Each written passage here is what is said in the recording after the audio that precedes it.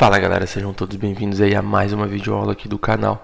E no vídeo de hoje a gente vai falar sobre estruturas de decisões if e else, tá? E bom galera, já se inscreva no canal aí se não é inscrito. Deixa o like aí, mano, porque o conteúdo tá sensacional. Então bora lá, mano, bora sem jabá, sem enrolação, vamos começar essa aula. Bom, a gente vai falar então sobre decisões de rodar blocos de códigos, os nossos if e else, tá?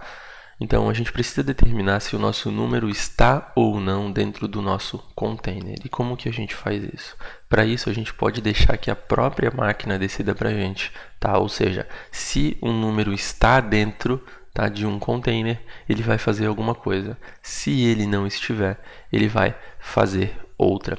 Então, a gente vai utilizar o super operador chamado in para vasculhar a nossa lista, tá? Esse carinha é muito interessante porque é como se ele entrasse dentro do nosso container e fosse objeto a objeto e visse pra gente se o nosso número está lá ou não. Se ele estiver, ele finaliza, né? Ele segue para a próxima linha e, ou seja, ele vai cada objeto dentro do container, ele vai verificando se o que a gente pediu está lá dentro ou não. Então, esse super operador in é muito legal. E aí a gente vai utilizar uma combinação if, in, else e vai sair um exemplo muito legal. Então, vamos criar aí o nosso exemplo 3.py. Vamos criar o exemplo 3.py, tá? E aí vamos fazer tipo um scriptzinho bem pequenininho aqui. Vamos chamar de list1 e vamos criar uma lista. E essa lista vai conter, ou seja, o nosso container ele vai conter alguns números. 1, 2, 3, 4 e 5, tá? E aí a gente vai passar uma variável chamada num. A gente vai atribuir a essa variável num um número entre 1 e 5 que a gente vai definir aqui. Então vamos colocar o número 5 aqui dentro, atribuído a essa variável num. E aí agora a gente vai rodar um bloco, uma estrutura de decisão. O que essa estrutura de decisão vai fazer? Simples, ela vai fazer o seguinte: se o número 5, se o num in, se a variável num, né, que a gente atribuiu o número 5 a ela, estiver dentro da nossa list 1, ele vai fazer o quê? Ele vai imprimir a seguinte mensagem: encontrei o seu número, tá? Encontrei o seu número. Se não, a gente vai print não encontrei o seu número, tá? E só lembrando, galera, a gente não pode esquecer de colocar aqui aquele pequeno códigozinho que eu mostrei na aula passada. Esse aqui é o coding, o UTF-8, tá? A gente precisa colocar ele aqui sempre no começo do nosso código para a gente poder aí estar utilizando os acentos, tá? É bem importante a gente... É bem simples, mas é bem importante e a gente não pode esquecer para o nosso programa não dar erro de sintaxe. Então, o nosso programa ele vai fazer isso, ele vai verificar se o número que a gente atribuiu à nossa variável está dentro, né? Então, o operadorinho ele vai fazer isso, ele vai objeto a objeto até ele encontrar, tá? Ou se ele encontrar primeiro, ele encerra, ou se ele chegar no final da nossa lista, no último objeto da nossa lista, no último elemento, e não encontrar, ele vai para a próxima linha, ou se ele encontrar, ele vai dar isso aqui como true, né? Ou seja, ele encontrou e vai imprimir a mensagem: encontrei o seu número. Então vamos rodar o nosso código, ver se está funcionando. E aí parece que a mensagem, né, foi true, ele encontrou o nosso número. Vamos rodar um exemplo aqui onde o nosso número ele não está dentro da nossa lista, né? Então, aí ele rodou o script aqui e não encontrou o nosso número. Então é exatamente isso que o operador in ele faz, tá? A gente também poderia rodar o seguinte: if num not in list, tá? Ou seja, se o número 6 não estiver em lista, a gente poderia fazer o contrário. A gente poderia falar assim, ó: o seu número não está na lista. Ou, né, aqui, então ele faria ao contrário, o seu número está na lista. Tá? Então, agora seria ao contrário. Então, agora foi true, né? Foi true aqui, ó, if not in, ou seja, sim, ele não está na nossa lista. Então, ele imprimiu aqui, o seu número não está na lista.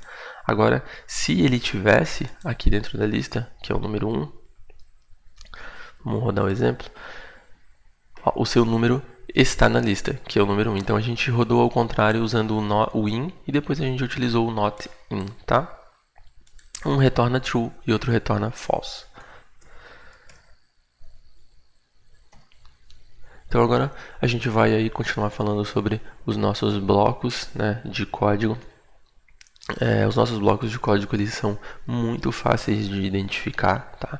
Os blocos de código eles são indentados, tá? Então esse é o primeiro detalhe que a gente tem que observar, ou seja, nosso bloco de código, nossa estrutura de decisão, ela sempre vai ser indentada, tá? Então o que é indentação? É esse espaço que a gente tem aqui entre o código de cima e o código de baixo, tá?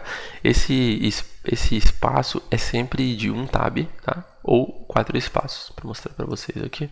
Ó, ou ele é um tab, ou ele é 4 espaços, tá? Dá na mesma.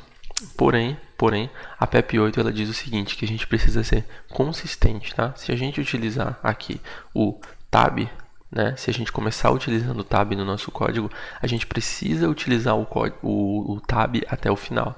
Se a gente começar utilizando no nosso código os 4 espaços, a gente precisa ser consistente e seguir utilizando os 4 espaços até o final. Tá? Então a gente precisa ser consistente aí no tab ou no espaço. Em Python a gente também não precisa de chaves para determinar blocos de código, tá? Eu sei que em outras linguagens a gente define... eu não sou expert em outras linguagens, mas eu tenho quase certeza que a gente define alguma coisa desse tipo assim. Que a gente coloca aqui, isso aqui aí é um bloco de código. Aqui no Python não tem isso. Os blocos de código eles são identificados e definidos justamente pelas indentações, tá? A gente não pode esquecer aí dos 2 pontos, galera. Se a gente... Ele só tá dando um errinho aqui porque eu tenho que ser consistente e utilizar o tab. Então, a gente não pode esquecer dos 2 pontos, tá? Se a gente esquecer dos 2 pontos, olha o que acontece. Ele dá aqui um erro de sintaxe, tá? Invalid syntax. Então, a gente não pode esquecer dos 2 pontos, senão a gente vai ter aí um problema na execução do nosso programa. Então, sempre lembrar que depois do if, depois do else, while, a gente sempre vai ter os 2 pontos aí no final.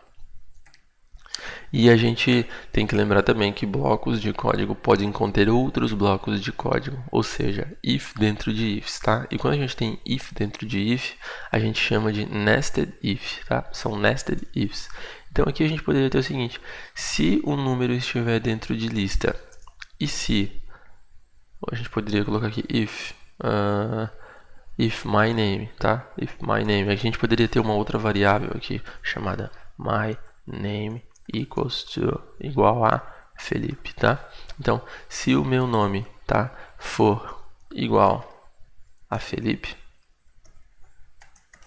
ele vai imprimir que o meu número está na lista e o meu nome e o seu nome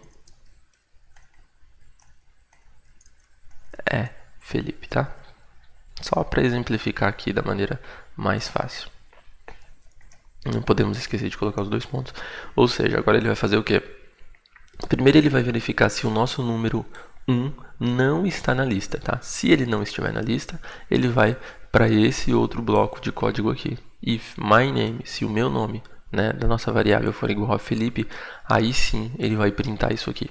Então isso aqui é só um exemplinho aqui. Então a gente vê que aí é tudo, a gente conseguiu, né, true e true, então ele printou pra gente que o meu número está na lista. Na verdade, como o nosso número não está na lista e o meu nome é Felipe, ele acabou printando esse outro carinha aqui. Então, o exemplo é só para mostrar para vocês mesmo que o nested if aqui, que é if dentro de if, tá bom? E aí vamos fazer uma revisão rápida aqui, só do que a gente vem vendo, né? Só do que a gente viu desde a primeira aula. Então, a gente viu que o interpretador ele roda o código de cima para baixo, uma linha de cada vez, né? Linha por linha, do topo até o final. O Python ele já vem com uma super biblioteca padrão cheia de módulos e funções reutilizáveis. O Python ele possui uma coleção de estruturas de dados disponível, né? Que são ali eu expliquei por cima, só falei para vocês, mas a coleção de estrutura de dados são as listas, os sets, as tuplas, os dicionários. A gente viu que o tipo de uma variável ela não precisa ser declarada porque ela é dinamicamente atribuída, ou seja, o Python sabe qual é o tipo de variável que a gente está declarando. A gente viu que é fácil achar blocos de código porque eles sempre são indentados, né? Além de que antes da indentação a gente sempre deve colocar os dois pontos. Então é uma mescla, né? A gente tem a indentação e antes a gente tem os dois pontos. E na próxima aula a gente vai falar de for loops, tá? Vai ser bem legal, bem interessante. Então é isso. Espero que vocês tenham gostado dessa aula. Se gostou, não esquece, deixa o like, se inscreve no canal se não está inscrito. Até a próxima. Valeu, falou e tchau.